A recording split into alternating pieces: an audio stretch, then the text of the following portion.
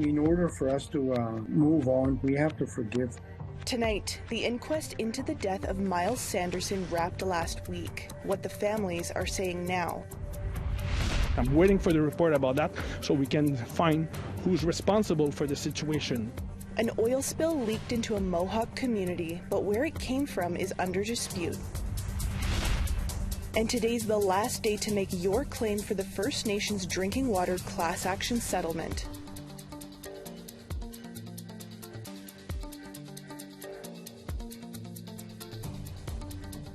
Good evening, I'm Savannah Kelly. Welcome to APTN National News. The inquest into how Myles Sanderson died in police custody after killing 11 people and wounding another 17 in September 2022 wrapped up last week. It was determined that Sanderson died of acute cocaine toxicity while the RCMP was taking him to Saskatoon.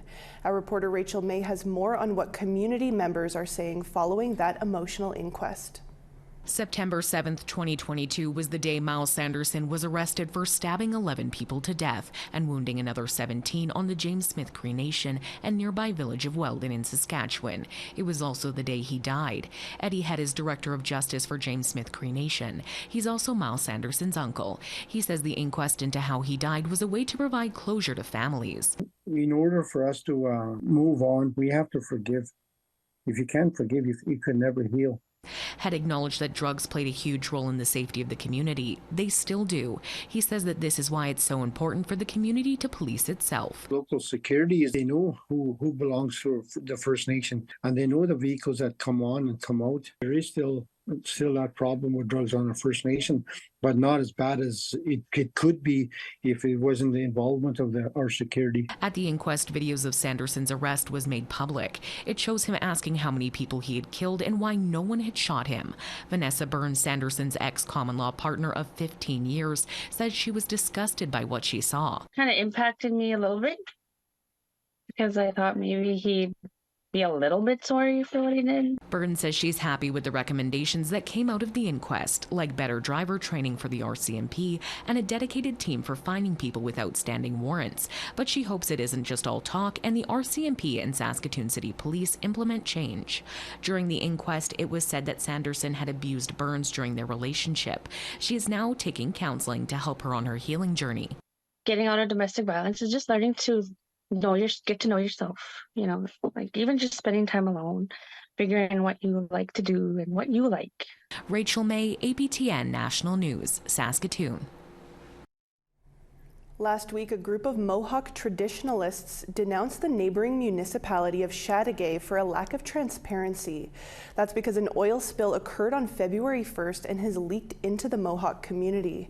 But as Maricela Amador reports, where the spill came from is in dispute. The Longhouse are aware of and have been monitoring an industrial fuel spill that occurred in the municipality of Chateauguay on February 1st. On March 1st, a convoy from the Longhouse in Kahnawake arrived in the neighboring community of Chateauguay and delivered a message to Mayor Eric Allard regarding an oil spill that has contaminated part of their territory. Well, it appears as though the incident was reported to Chateaugay's emergency services by private business where the oil spill originated. The municipality of Chateauguay never informed Kahnawake of the spill. Upon inspection, it also appears that Chateaugay's cleanup efforts only went as far as the boundary line of Kahnawake.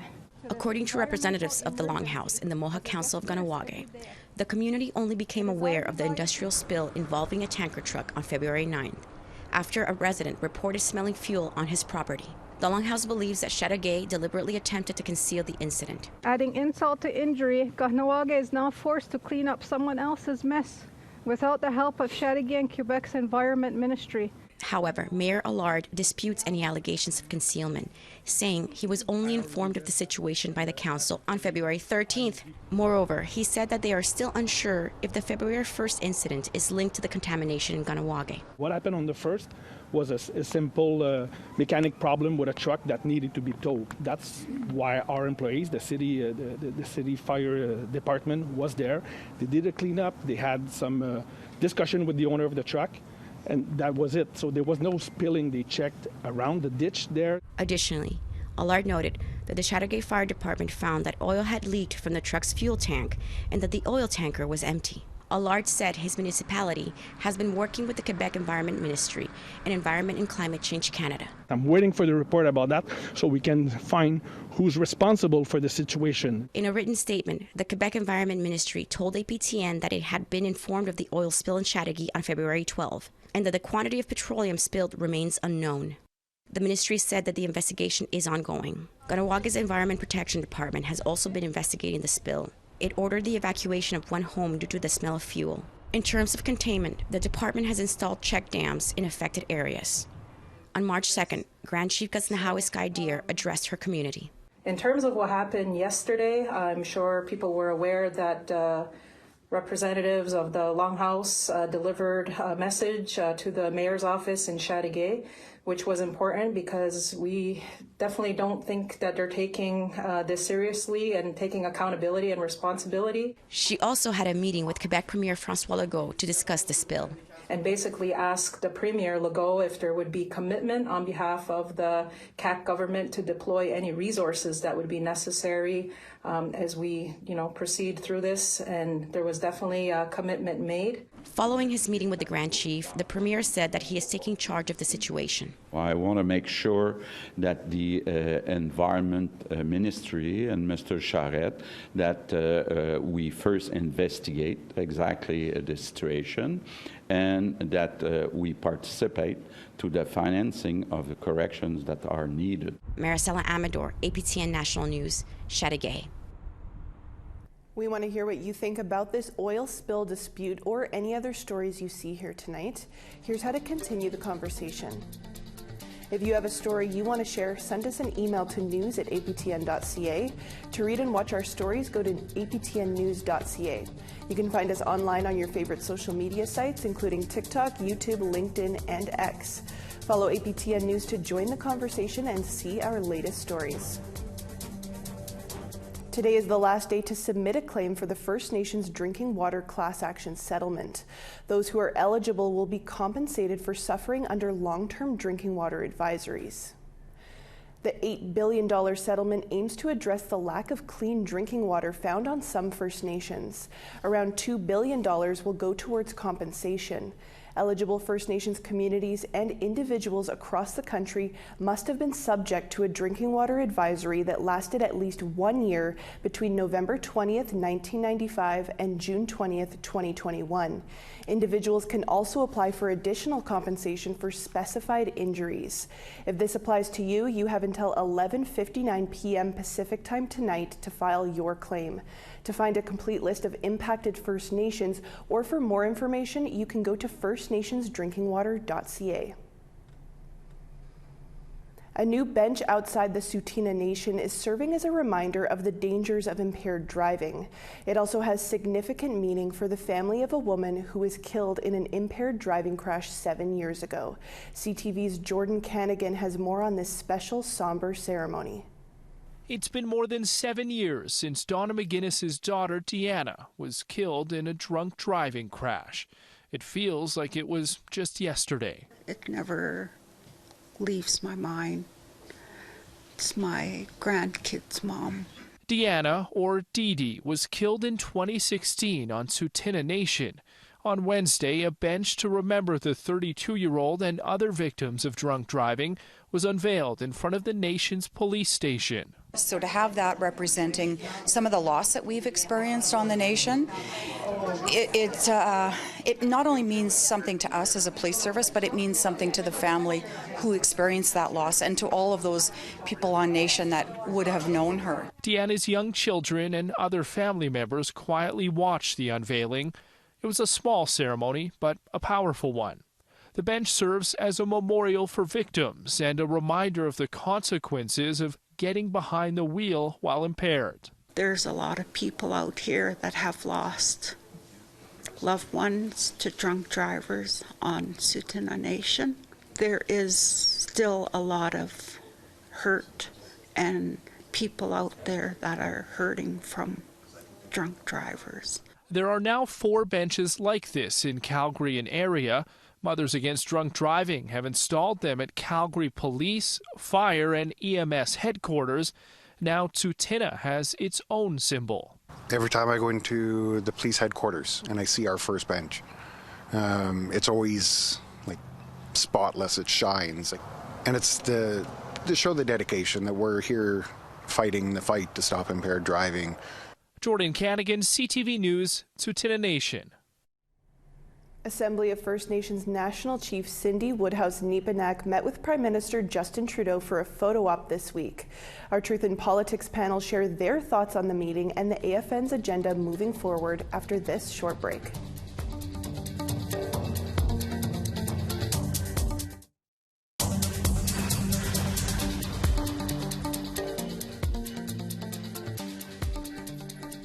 Welcome back to APTN National News. Prime Minister Trudeau and National Chief Cindy Woodhouse-Neepanak held a photo op in Ottawa yesterday. National Chief Woodhouse-Neepanak was elected just last year, and aside from appearances on a number of First Nation territories, we haven't seen or heard much from the Assembly. What could it mean, if anything? Jennifer Lewitz and Nigan Sinclair have joined us to tackle that issue. Here is this week's Truth in Politics panel. Jennifer, let's start with you today. This was a photo op, and on the surface, not much more. There was no major funding or policy announcements. So why did it happen? Was it a foreshadowing of a political agenda between the AFN and Canada? And if so, what should that agenda be? Yeah, so I think the meeting between Chief Woodhouse and the Prime Minister, we knew that inevitably that meeting was going to happen, especially since her election in December. I looked at their press release the other day and saw some of the words mentioned, like First Nations policing and a couple other things. I'm hoping that there was some very, very strong advocacy done, especially ahead of the federal budget. But again, in the past, we've seen this where we get photos and we get word of these conversations happening. But on the ground, we start to hear, chiefs are needing to take the government to court over things like lack of funding and things like that. So I'm really hoping that this was a strong conversation and that we'll see more of it rather than just the photos and the press releases that come from it. And Nigan, we don't know who called this photo op, but does it matter? And are there any political implications, any follow-up by either side, and should there be? You don't have to really think too hard to realize that this is National Chief Woodhouse trying to look like a national chief, and that's what this is ultimately all about. There's been two big press releases that the AFN's released or come out to public. The first is, all the internal strife are over, and I'm now in charge, kind of putting out that kind of statement. And then the second one is really the first time we saw National Chief Woodhouse say anything in relation to the federal government. And it has to do with the for-profit care, children being administered in for-profit care in the child welfare system. And she came out rather strongly, sort of condemning, saying that children deserve an apology from the federal government. I mean, Chief Woodhouse has a real problem. And the real problem is that she has arguably the most overt, the most public ties to the Liberal Party that any national chief has ever had. People always talked about National Chief Bellegarde or even Phil Fontaine as having kind of these Liberal leanings. National Chief Woodhouse was a member of the Liberal Party and a very active member of the Aboriginal People's Caucus within the Liberal Party itself. So you cannot deny that there is such deep Liberal ties here. The national chief needs to start to look like a national chief, and that's what this meeting was ultimately about.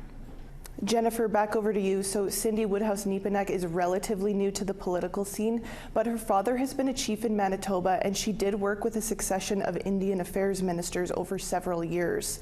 What do you think we can expect from her as she approaches the midway point of the first year in office? I think just to bounce off what we just heard, she does have those political ties. There's self-determination that's brought into it. I don't expect any Indigenous person to not be politically active. However, when you do step into that role as the national chief, you have to almost take that hat completely off and start advocating for the nations that you're responsible for across the country. One of the biggest things we just heard about was the Supreme Court decision on Bill C-92, the Child Welfare Act. And Bill C-92 is not just about the autonomy over child welfare, but all of the different things that are going to happen within that. We've seen this federal government underfund things like mental health and addictions on nations. Is that national chief going to be at that table not only ensuring that, yes, that decision has already been made on C92 and child welfare, but making sure communities are also equipped so that when children are, potentially put in care or whatever it might be, that the adults and parents also on those nations are getting the help that they need to succeed and be able to be reunited with their kids. So my hope for her is that she recognizes that and all the different moving parts in it, and make sure that that all comes together and we're not taking a light hand on the federal government because of our political leanings, so to speak. And Nigan, the AFN may not admit this, but they are perceived by grassroots band members as being in the hip pockets of whatever government is in power. Will the Woodhouse-Nepenak-Trudeau combination be seen differently? I'm not sure that the AFN was really seen as being in the hip pocket of a conservative government, but when it comes to liberal governments, it tends to be closer rather than farther. Here's the fact. The fact is that National Chief Woodhouse has been aspiring to be National Chief for a very long period of time. Many point to her as some of the orchestrations that led to the former National Chief's removal, which was absolutely against the Charter, against all the different principles within the AFN, but still happened anyways. And so we've got a very politicized National Chief position with very deep ties to the Liberal Party. And in order to get things done, however, I mean, say what you will about National Chief Bellegarde, he got the AFN restarted in lots of different ways, got the funding reestablished, got many of the programs reinstated. Whether National Chief Woodhouse is going to be able to continue that, we'll see. Justin Trudeau doesn't have much time left in his time in government if the polls are correct. And so what National Chief Woodhouse needs to do very quickly is to get little small ticket items or some big budgetary divisions or allocations done very quickly. And I think her big thing that she's put her chips in the middle on is around policing on First Nations. I mean, that is the number one thing she said in her acceptance speech. It also is something that she said in the press release that was talking about the visit with the Prime Minister this week. So policing seems to be the number one thing that she's paying attention to at the moment. Well, Nigan, Jennifer, we'll have to leave it there, but thank you so much for joining us and sharing your thoughts today. Thank you. Bye. A sneak peek of tonight's new episode of Nation to Nation is on the other side of this final break. Stay with us.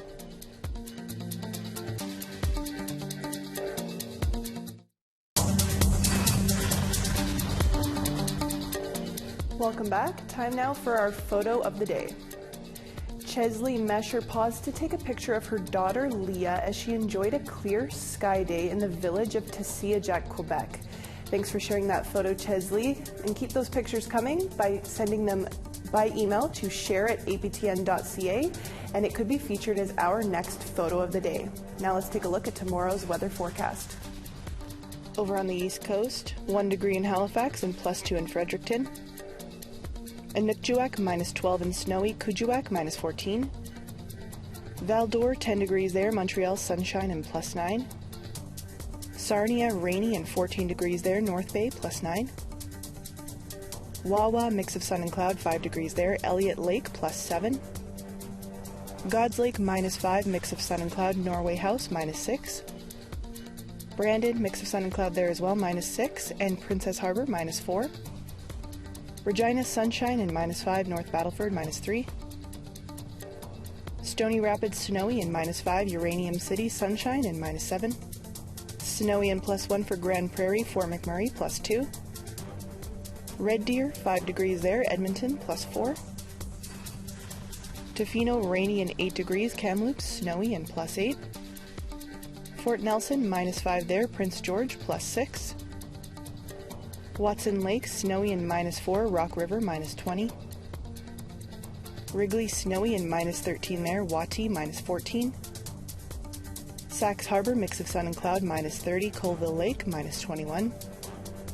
Baker Lake snowy and -18, Cambridge Bay -33. Joe Haven snowy and -27, and Resolute -33.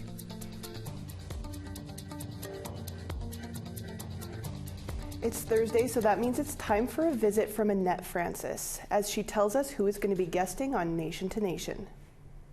Coming up after the news on Nation to Nation, the Minister for Emergency Preparedness has warned Indigenous communities that this wildfire season could be worse than last. But the Assembly of First Nations Regional Chief for British Columbia says First Nations need more help. But I think it's really important to have enough resources out there to deal with the issue of climate change and also reduce the fuel load around First Nations communities so we don't get these Category 5 and 6 fires. And another fire in a Northern Ontario First Nation leaves a community without its nursing station. Cat Lake First Nation is now left in a state of crisis. Ontario NDP MPP Saul Mamakwa has been pushing for solutions for remote communities. We need to have a, First Nation fire safety, strategy on how to do that. And it comes with resources, not just words, not just condolences. As well, the National Advisory Committee on Residential Schools, Missing Children and Unmarked Burials held a knowledge-sharing event this week in Regina. Keisha Supernant is a member of the advisory committee. She says the focus is to share information.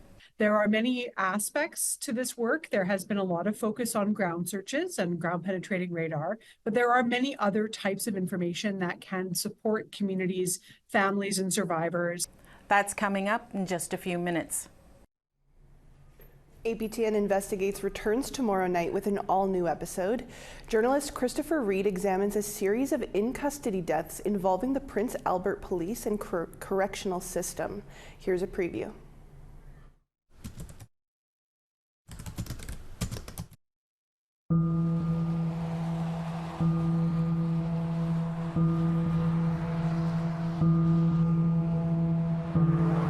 Take a look around Prince Albert, Saskatchewan, and you might notice at 42% of the population, there are a lot of Indigenous people, compared to just a 5% population share nationally. And there are a lot of correctional facilities, 5 in total, in a city with a population of 38,000.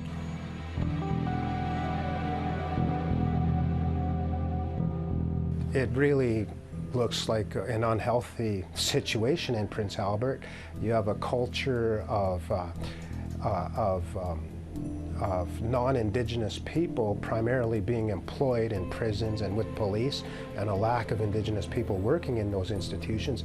Instead, the Indigenous people, we suffer from high unemployment, high incarceration, and this reinforces the racism and stereotypes of Indigenous people. In Prince Albert, about 1,000 people are employed in corrections and policing-related roles, and about 1,500 more are prisoners. So there needs to be a change. As well, it also kind of raises the idea of the prison industrial complex, in which Indigenous peoples, in this model, Indigenous people are viewed as commodities. And you can catch the rest of APTN Investigates Jailtown tomorrow night immediately following APTN National News. And a new episode of Nation to Nation is coming up in just a few minutes' time following the news. That's all the time we have for you tonight here on APTN National News for this Thursday. For news anytime, visit our website at aptnnews.ca. I'm Savannah Kelly. Marcy, Miigwech, thank you for joining us. Have a great night.